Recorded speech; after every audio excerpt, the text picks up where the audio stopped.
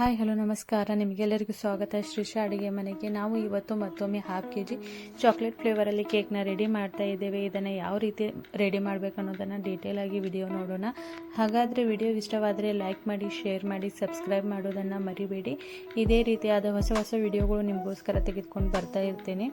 ಯಾರಾದರೂ ಕಲಿಬೇಕಂತ ಇದ್ದರೆ ಅವರಿಗೆ ವಿಡಿಯೋನ ಶೇರ್ ಮಾಡಿ. ಹಾಗಾದರೆ ನಡೀರಿ ಇದು ಯಾವ ರೀತಿ ರೆಡಿ ಮಾಡಬೇಕು ಅನ್ನೋದನ್ನು ನೋಡೋಣ. ಎಲ್ಲಕ್ಕಿಂತ ಮೊದಲಾಗಿ ಡೀಪ್ ಫ್ರಿಜ್ನಿಂದ ನಾವು ಕ್ರೀಮ್ ಬಾಟಲ್ನ ಹೊರಗಡೆ ಇಡಬೇಕು. ಇದರ ನಂತರ ನೋಡಿ, ನಾನು ಹಾಫ್ kg ಕೇಕ್ಗೆ 5 ಇಂಚ್ನ ಕೇಕ್ ಟಿನ್ನ ಯೂಸ್ ಮಾಡ್ತಾ ಇದ್ದೇನೆ. ಈ ಕೇಕ್ ಟಿನ್ಗೆ ನಾವು ಆಯಿಲ್ನಿಂದ ಚೆನ್ನಾಗಿ ಗ್ರೀಸ್ ಮಾಡಬೇಕು. ಆಯಿಲ್ನ ಚೆನ್ನಾಗಿ ಅಪ್ಲೈ ಮಾಡಿದ ನಂತರ ನೋಡಿ, ಈ ರೀತಿಯಾಗಿ ಬಟರ್ ಪೇಪರ್ನ ನಾನು ಕಟ್ ಮಾಡಿ ಚೆನ್ನಾಗಿ ಅಂದರೆ ಸರಿಯಾಗಿ ಈ ರೀತಿಯಾಗಿ ಕಂಪ್ಲೀಟಾಗಿ ಅಡ್ಜಸ್ಟ್ ಮಾಡಬೇಕು. ಈ ರೀತಿಯಾಗಿ ಅಪ್ಲೈ ಮಾಡಿದ ನಂತರ ನೋಡಿ, ನಾವು ಇವಾಗ ಪ್ರಿಮಿಕ್ಸ್ನ ತೆಗೆದುಕೊಳ್ಬೇಕು. ಇವಾಗ ಪ್ರಿಮಿಕ್ಸ್ ನಾನು ಇಲ್ಲಿ ಹಾಫ್ kgಗೆ 175 ಗ್ರಾಮಷ್ಟು ಪ್ರಿಮಿಕ್ಸ್ನ ತೆಗೆದುಕೊಳ್ತಾ ಇದ್ದೇನೆ. ಇಲ್ಲಿ ನಾನು ಚಾಕ್ಲೇಟ್ ಪ್ರಿಮಿಕ್ಸ್ನ ಯೂಸ್ ಮಾಡ್ತಾ ಇದ್ದೇನೆ. ಚಾಕ್ಲೇಟ್ ಪ್ರಿಮಿಕ್ಸ್ನ ಯೂಸ್ ಮಾಡೋದ್ರಿಂದ ನಿಮಗೆ ಯಾವುದೇ ರೀತಿಯಾದ baking soda, baking powder, oil, essence ಯಾವುದೇ ರೀತಿಯಾದ ಅವಶ್ಯಕತೆ ಇರೋದಿಲ್ಲ. ಪ್ರಿಮಿಕ್ಸ್ ಯೂಸ್ ಮಾಡೋದ್ರಿಂದ ಡೈರೆಕ್ಟಾಗಿ ಇದರಲ್ಲಿ ನೀವು 8 ಸ್ಪೂನ್ ಆಯಿಲ್ ಅಷ್ಟೇ ಹಾಕಿದರೆ ಪರ್ಫೆಕ್ಟಾಗಿ ಬ್ಯಾಟರ್ ಕೂಡ ರೆಡಿ ಆಗುತ್ತೆ. ನಿಮಗೆ ಯಾವುದೇ ರೀತಿಯಾದ ಕಿರಿಕಿರಿ ಕೂಡ ಬರೋದಿಲ್ಲ. ಅಷ್ಟು ಚೆನ್ನಾಗಿ ಸ್ಪಾಂಜ್ ಕೂಡ ರೆಡಿ ಆಗುತ್ತೆ. ಅದರ ನಂತರ ನೋಡಿ, ಈ ರೀತಿಯಾಗಿ ಸ್ವಲ್ಪನೇ ನೀರು ಹಾಕಿ ಈ ರೀತಿಯಾಗಿ ಚೆನ್ನಾಗಿ ಬ್ಯಾಟರ್ನ ರೆಡಿ ಮಾಡ್ತಾ ಇದ್ದೀನಿ. ಈ ರೀತಿಯಾದ ಪರ್ಫೆಕ್ಟ್ ಆಗಿ ಲೇಯರ್ ಬೈ ಲೇಯರ್ ಅಲ್ಲಿ ಬೀಳ್ತಾ ಇದೆ ಅಂದರೆ ಇದು ಪರ್ಫೆಕ್ಟ್ ಆಗಿ ಬ್ಯಾಟರ್ ರೆಡಿ ಆಗಿದೆ ಅಂತ ಅರ್ಥ. ಈ ರೀತಿಯಾಗಿ ಬ್ಯಾಟರ್ ರೆಡಿ ಆದ ನಂತರ ನೋಡಿ, ನಾವು ಇದನ್ನು 3 ರಿಂದ 4 ಸರ್ತಿ ಈ ರೀತಿಯಾಗಿ ಟ್ಯಾಪ್ ಮಾಡಬೇಕು ನೆಲಕ್ಕೆ.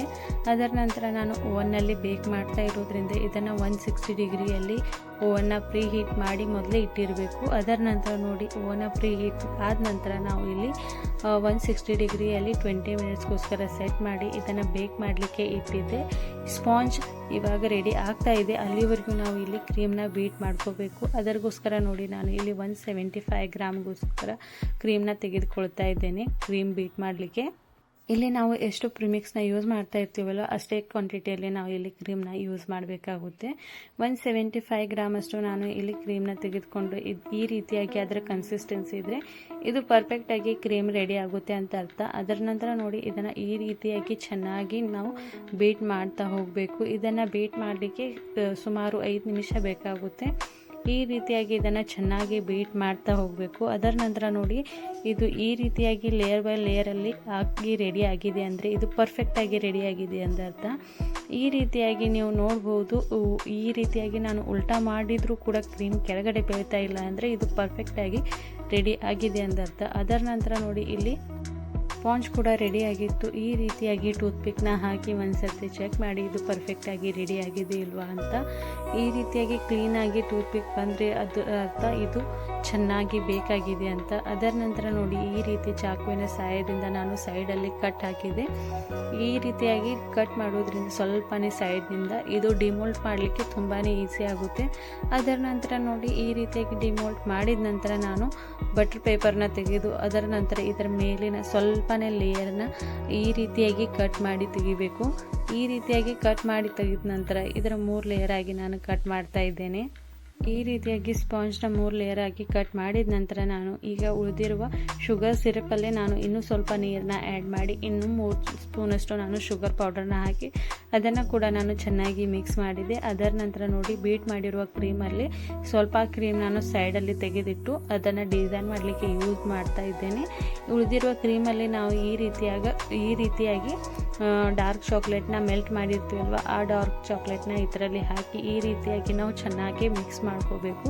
ಈ ರೀತಿಯಾಗಿ ಚೆನ್ನಾಗಿ ಮಿಕ್ಸ್ ಮಾಡಿದ ನಂತರ ನಾನು ಇಲ್ಲಿ ಬೇಸ್ನ ಯೂಸ್ ಮಾಡ್ತಾ ಇದ್ದೇನೆ. ಬೇಸ್ಗೆ ಸ್ವಲ್ಪನೇ ಕ್ರೀಮ್ನ ಅಪ್ಲೈ ಮಾಡಿ ಈ ರೀತಿಯಾಗಿ ಫಸ್ಟ್ ಲೇಯರ್ನ ಇಟ್ಟು ಶುಗರ್ ಸಿರಪ್ನ ಅಪ್ಲೈ ಮಾಡ್ತಾ ಇದ್ದೇನೆ. ಇವಾಗ ನೋಡಿ, ಇಲ್ಲಿ ನಾನು ಒಂದು ಟ್ರಿಕ್ನ ಯೂಸ್ ಮಾಡ್ತಾ ಇದ್ದೇನೆ. ನಾವು ಹಾಫ್ kg ಕೇಕ್ ಮಾಡುವಾಗ ಟರ್ನ್ ಟೇಬಲ್ ಮೇಲಿಂದ ಈ ರೀತಿಯಾಗಿ ಬೇಸ್ ಸ್ವಲ್ಪ ಕ್ರಾಸ್ ಆಗ್ತಾ ಹೋಗುತ್ತೆ. ಈ ರೀತಿಯಾಗಿ ಆಗಬಾರ್ದಂತಂದರೆ ನಮ್ಮ ಹತ್ರ ಯಾವುದೇ ರೀತಿಯಾದ ಇರುವಂಥ ಟಿಶ್ಯೂ ಪೇಪರ್ ಇಲ್ಲ ಅಂದರೆ ಸ್ವಲ್ಪ ಕಾಟನ್ ರುಮಾಲಾದರೂ ಇದ್ದರೂ ಅದಕ್ಕೆ ಸ್ವಲ್ಪ ನೀರು ಹಾಕಿ ಈ ರೀತಿಯಾಗಿ ಸೆಟ್ ಮಾಡೋದ್ರಿಂದ ಈ ರೀತಿಯಾಗಿ ಬೇಸ್ ಕಂಪ್ಲೀಟಾಗಿ ಸೆಟ್ ಆಗಿ ಕುಂಡ್ರುತ್ತೆ. ನಾವು ಟರ್ನ್ ಟೇಬಲ್ ಎಷ್ಟೇ ತಿರುವಿದ್ರೂ ಕೂಡ ಅದು ಕ್ರಾಸ್ ಆಗೋದಿಲ್ಲ. ಅದ್ರಗೋಸ್ಕರ ಈ ಟಿಪ್ಸ್ನ ಯೂಸ್ ಮಾಡಬೇಕು. ಅದ್ರಗೋಸ್ಕರ ನೋಡಿ ನಾನು ಇಲ್ಲಿ ಬಟರ್ ಪೇಪರ್ ಯೂಸ್ ಮಾಡಿದ್ದೆ. ನೀವು ಹತ್ರ ಟಿಶ್ಯೂ ಪೇಪರ್ ಇದ್ರೂ ಕೂಡ ಯೂಸ್ ಮಾಡ್ಬೋದು, ಇಲ್ಲಾಂದರೆ ಕಾಟನ್ ರುಮಾಲ್ ಇದ್ರೂ ಕೂಡ ನೀವು ಅದನ್ನು ಯೂಸ್ ಮಾಡ್ಬೋದು. ಅದರ ನಂತರ ನೋಡಿ ಫಸ್ಟ್ ಲೇಯರ್ನ ಇಟ್ಟು ಅದಕ್ಕೂ ಕೂಡ ಶುಗರ್ ಸಿರಪ್ನ ಅಪ್ಲೈ ಮಾಡಿ ಅದರ ನಂತರ ಕ್ರೀಮ್ನ ಚೆನ್ನಾಗಿ ಅಪ್ಲೈ ಮಾಡ್ತಾ ಹೋಗ್ತಾ ಇದ್ದೇನೆ. ಈ ರೀತಿಯಾಗಿ ಕ್ರೀಮ್ನ ಅಪ್ಲೈ ಮಾಡಿದ ನಂತರ ಸೆಕೆಂಡ್ ಲೇಯರ್ನ ಇಟ್ಟು ಅದಕ್ಕೂ ಕೂಡ ಶುಗರ್ ಸಿರಪ್ನ ಅಪ್ಲೈ ಮಾಡಿ ಅದಕ್ಕೂ ಕೂಡ ನೋಡಿ ನಾನು ಈ ರೀತಿಯಾಗಿ ಕ್ರೀಮ್ನ ಅಪ್ಲೈ ಮಾಡಿ ಅದರ ಮೇಲೆ ಸ್ವಲ್ಪ ಡಾರ್ಕ್ ಚಾಕ್ಲೇಟ್ನ ಹಾಕಿ ಅದನ್ನು ಕೂಡ ಸ್ಪ್ರೆಡ್ ಮಾಡ್ಕೋಬೇಕು. ಇದೇ ರೀತಿಯಾಗಿ ಸೇಮ್ ಪ್ರೊಸೆಸ್ಸಲ್ಲಿ ಥರ್ಡ್ ಲೇಯರ್ ಇಟ್ಟು ಅದಕ್ಕೂ ಕೂಡ ಶುಗರ್ ಸಿರಪ್ನ ಅಪ್ಲೈ ಮಾಡ್ತಾ ಇದ್ದೇನೆ.